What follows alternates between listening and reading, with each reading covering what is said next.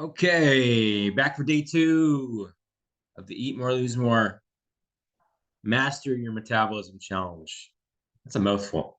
A lot of M's, alliteration, good stuff. Okay, so just as you jump in, a little bit of a housekeeping note. I got a lot of emails not knowing where to find the link. I'll hopefully send out a link in future reminder emails, but everyone's link is unique, unfortunately. So in that first confirmation email you got, just add to calendar. There's a button to add to your calendar, and then it'll pop up into your Google Calendar or iCloud, whatever you use, with that link to join, which will hopefully make it a little simpler going forward for you. If all else fails, just bookmark the link that you got into through today, and it should work the same for all 5 days. All right, trying to close out on Facebook. Okay, good. Real quick, biggest takeaway from day 1, if you were on yesterday, you got your calculations, whether you got your calculations or not, what kind of jumped out from what we discussed? Who was paying attention here? Bonus points up for grabs. We have all failing students here. That's not a good sign on day 2. Send that privately to me. Tessa, BMR was lower than expected. Unfortunately, oftentimes it is. Yeah, that's a big takeaway. We realize we have to eat less than we realize to lose, and it can be very easily thrown for a loop by processed foods, meals out, etc. Yeah, all the replays are sent out, Jillian. I can get you the link though, actually. And I'll add this to the chat, but there's an email that goes out each day around 4:30 Central. But it basically just directs you to that page. Okay. All right, so just make sure you muted. I'm hearing a bit of chatter in the background there. So we got a few coming in. Higher than expected. That's a good thing. Cap was higher. I need to ramp up my protein intake. Yeah, that'll be very timely. I'm glad you said that, because part of today's discussion is on one of those P's, protein. So let's move forward. Make sure we're using up our time wisely here. I just want to say I'm hard of hearing, and so I'm trying to follow on live captions. Oh, yeah, okay. Hopefully the captions are accurate then. Okay. I don't always trust the AI, but I'll try to speak a little louder for you as we go forward here. No worries. All right. So hopefully you guys can see this. Oh, I've got too many screens open. Let me get that off. Okay, one sec. Stop sharing. Retry this really quick. Okay, that's better. I love technology sometimes. Okay, should be able to see my screen. Now, thumbs up, yes. See day 2 starting ASAP. Well, day 2 is starting with that 1-2 punch to pump up your metabolism. The good news is one of them will have an immediate impact. One is more of a long-term play that's going to serve you well for years to come, but it takes time to build that up. So first, a quick story though. When I first attempted to lose weight, I did everything wrong. I didn't lose like I hoped. Oh boy, we got this waiting room issue happening here. Let me just pop those people in. But when I did kind of figure it out, I lost a lot of that quality stuff, muscle. This is a picture where I was like 180 pounds soaking wet. People started to say, you look skinny, which I actually appreciated for a little bit because I was always hey, you're the chubby kid. So it was kind of neat to change. But then I realized, well, no, I don't want to be skinny. I want to be strong, lean, athletic. And what was the missing piece? Well, that's what I'm going to help you avoid today. Because how I got here was cutting a lot of food back, starving myself most of the day, running more often than I probably should have been, lacking that strength component for the most part, and simply ignoring this really important variable, which helped me kind of correct the errors of my ways.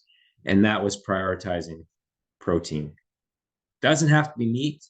You can get protein in a lot of different ways nowadays. Food science has been bad in a lot of respects because it makes us addicted to junk food, but there also is food science that has presented us with protein options that are now in the form of chips and shakes and smoothies and protein bars. So there is ways to kind of, make this fun if meat isn't your thing. Nonetheless, quality source. So why protein? Well, simply put, the calories in protein don't count up to 30% of the time. What does that mean? The thermic effect of eating it means you burn as much as 30% of those calories just to digest it. You think of going to a Brazilian steakhouse, you've got the meat sweats. That's a real thing. Your body has to work harder to break down a steak than it does a piece of fruit, piece of bread, or even more so the fats, right? So the difference is as much as 20% on carbohydrates and even more so on fats. Almost every calorie of fat you consume gets absorbed. Okay. So that's why we have to emphasize a good chunk of our total calorie allotment for protein. Because first and foremost, it speeds up your metabolism. Okay. Hopefully that makes sense. Any questions, certainly drop them below. But the takeaway point is as much as 30% of the calories simply don't count from protein. So it's a real diet hack in that respect. All right. So yeah, I kind of touched on this point. I forgot I had the slide here, but some studies have actually shown that high protein diets can increase calorie burn by up to 200 calories relative to the same calorie diet that's higher in carbs and fats than protein. Is that all proteins? Yeah, doesn't matter. I would say whole foods have more of a thermic effect than the powders and shakes, but protein itself has a thermic effect, even if it's consumed in liquid form. Good question, though.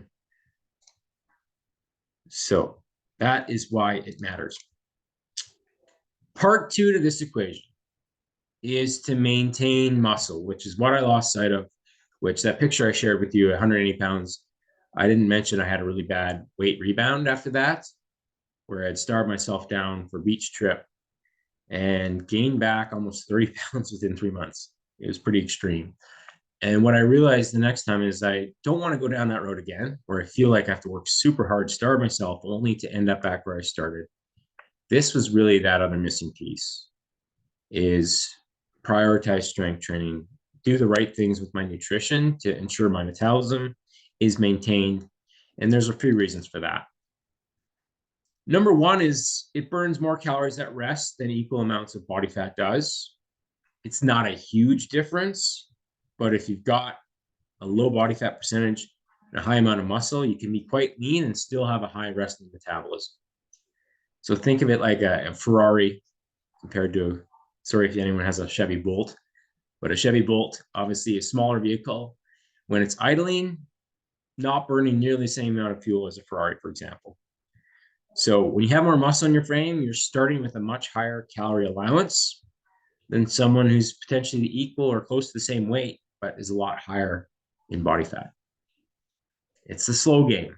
Building muscle takes time, but you do want to prioritize it from day one. Too many people want to crash diet. Oh, I'll lose the weight first, then I'll focus on muscle, but that's not ideal nor optimal.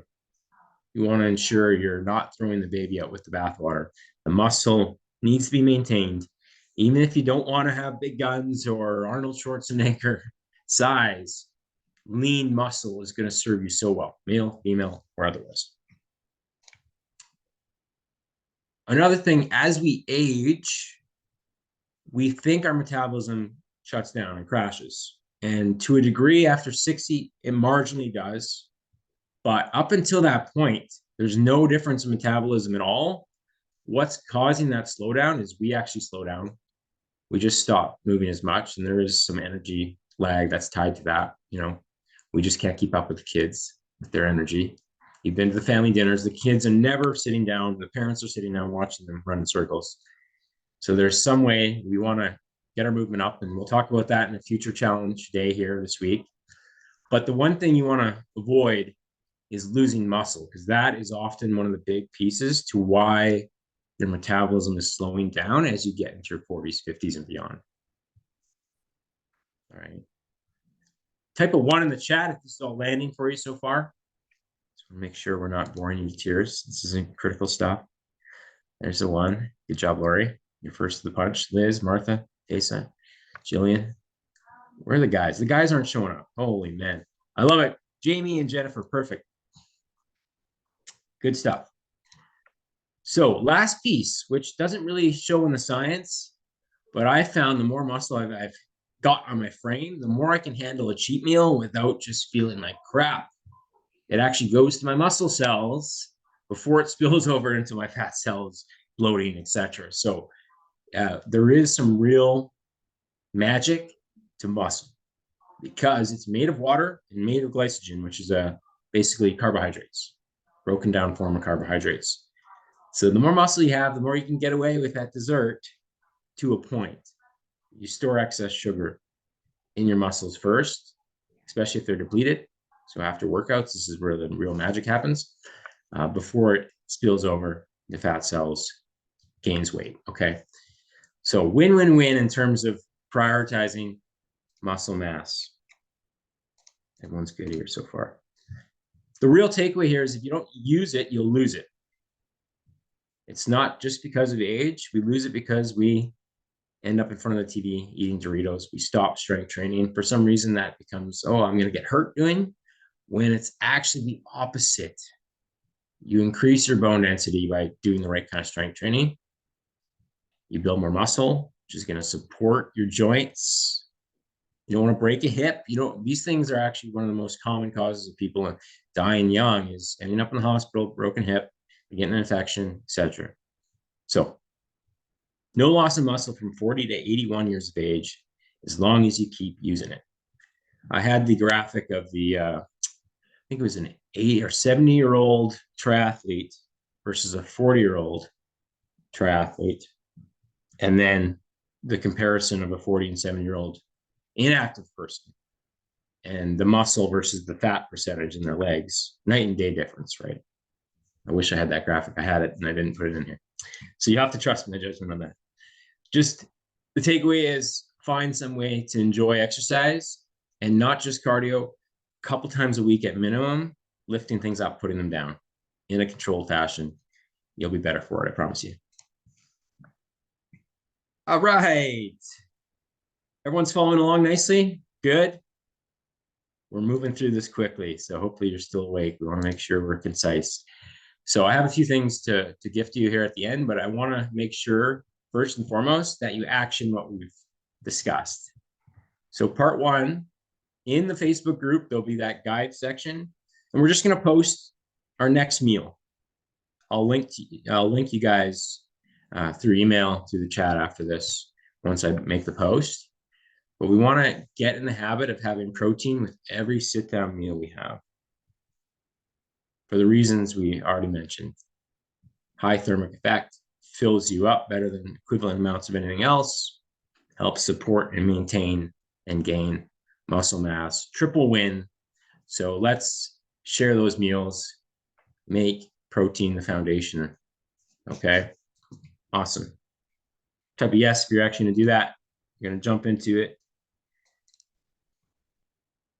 Yes, the interactive part is on Facebook, unfortunately, but there will be a place to share elsewhere. I'll put the replays up and so on. We got some yeses coming in. Love it. All right, so I'll tag you guys once that post is live. What is a question on protein? Does anyone have anything in particular? What protein do you go to? What's your go-to? I know there's some real experts on here. If you could share, I just want to get a bit of a short list going. I'm going to put mine. Eggs. This is one I often recommend to people who aren't big meat eaters. Fairlife milk. High protein milk. It just flips the carbs and protein totals from regular milk.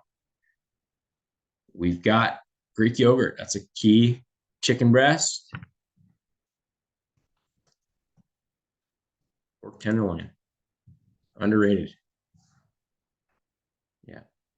Good stuff on the Greek yogurt. That's big. Cottage cheese, if you can stomach it. Some people really enjoy the taste of that. It's a good pre-bed one. All right, lamb. Oatmeal's not. It's primarily a carb source, right, Ash? But it does come with a handful of grams of protein. Tuna. Oof, tuna, not my thing. Good stuff. So make sure you look out for that post. We'll tag you in that. Day 3, diving into the hidden obstacle, sabotaging your metabolism. So apart from losing too much muscle as we age, this is the next big thing that people can do and change right away tomorrow to make an immediate impact. So that's what we're going to be focusing on then. All right. I do want to give away a copy of my book, though, before we go. So I have to put the names in again. Oh, man, I'm sure about this. 30 participants. It's hard. So bear with me. Keep sharing those proteins.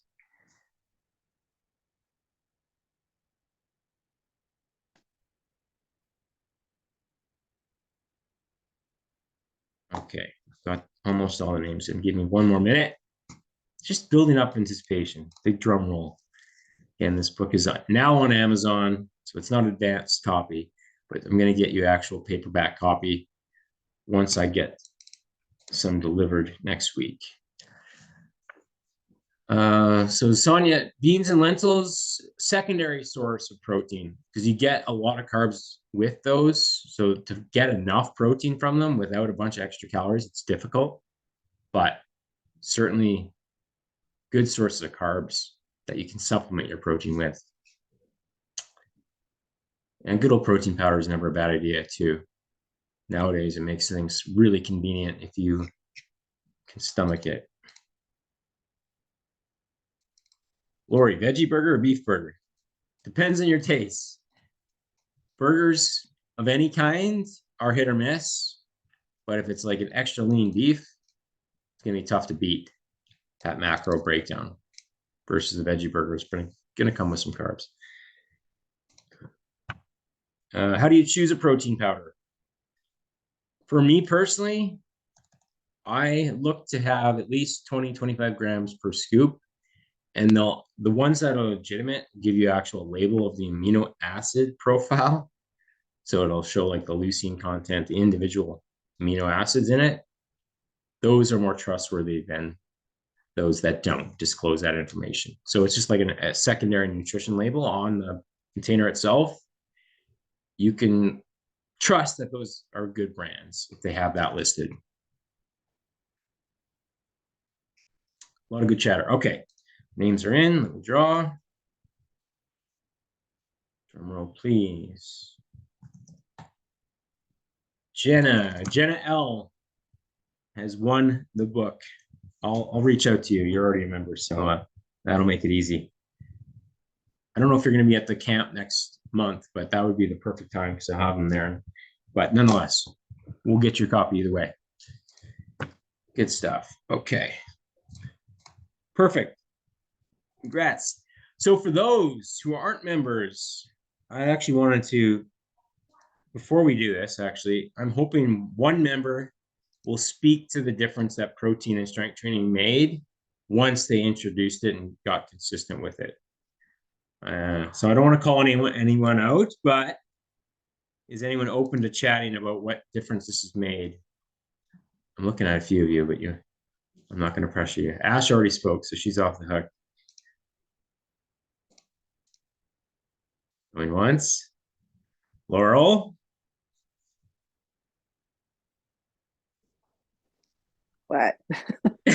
No, no, for sure. I mean, I think what I noticed the most is just how much better I felt. Increasing the proteins, certainly made me feel full all day. So I wasn't feeling, even though I was eating a lot less calories than I was previously, I didn't feel like I needed anything else. Like I was satiated the whole day. So the one thing I did find challenging when I first started was just getting to those proteins within the calorie limit. But once I figured it out with the protein powders and higher protein snacks if I needed them, like the Greek yogurt and so on, those things allowed me to really be able to hit the targets without any trouble, really. So no, it and you feel leaner, like you don't feel as bloated, I find, Yeah. at least, for me. So it really did make a difference, and it helps tremendously in terms of, the weight coming off and just feeling, generally better. But still having balance, right? So I still eat a lot of Mhm. carbs. I still eat fats. I don't feel like I'm not having something because I'm on the program. That's a big takeaway. Yeah. Even just, increasing your protein from like say 15% of calories to 30%. Yeah, like you said, you just feel there's less food intolerances to it. You just feel leaner. It builds up your muscle eventually too. That's a longer play. But the big one is the limit on that constant gnawing hunger and cravings and snackiness at night.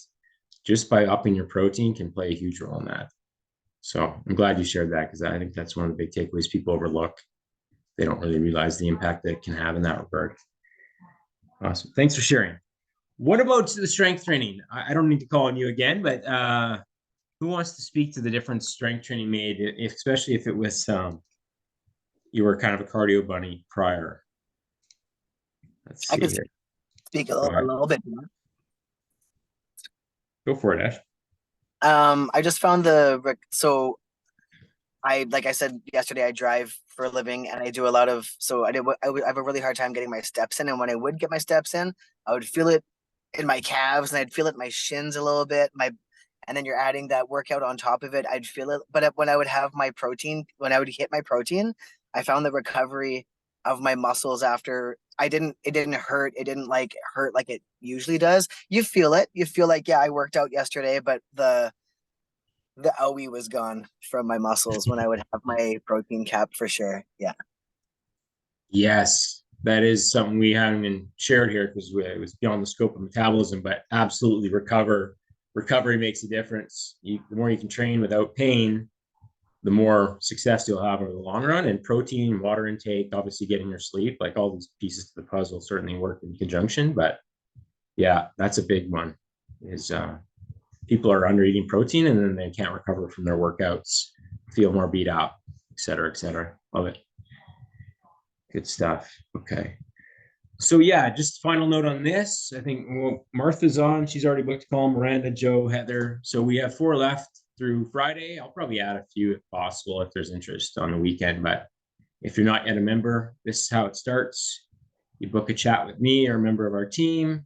We map out a game plan, what we call, I like the summer 6-pack better than slim, but either way, it's a session to kind of map out a plan for you to be at your best by July. And then you take that and run with it, or you make the smart decision to look at options to work together with us to do that for you. Alrighty. I think we can leave it there. Sonia, I actually wrote about unless you have pre-existing kidney disease, high protein is actually beneficial for your kidneys. Really big meta-analysis on that, which takes all the research and summarizes it. My last Winnipeg Free Press column spoke to that, because I know this topic is relevant. So as long as you're drinking enough water to digest it, it's only going to benefit you. All righty. On cue, Laurel, drink some water. Love it. All right, guys. Good stuff here again today. Hopefully everything's clear to you. Don't miss day 3 at noon tomorrow. We're going through something I find people overlook in this whole journey to keep their metabolism firing, especially in our day and age where we tend to have to be sedentary for our jobs, for our Zoom calls, for our TV watching. So there's strategies to kind of compensate for that. That's what we're going to dig into on tomorrow's call. So again, save the link if you can, so that you're not asking me tomorrow, but I'll hopefully be able to send it out in that reminder email that goes out around 11:30. All right. Good stuff. Any last questions? All is good. Good stuff. Have a good rest of your Tuesday. We'll see you again tomorrow.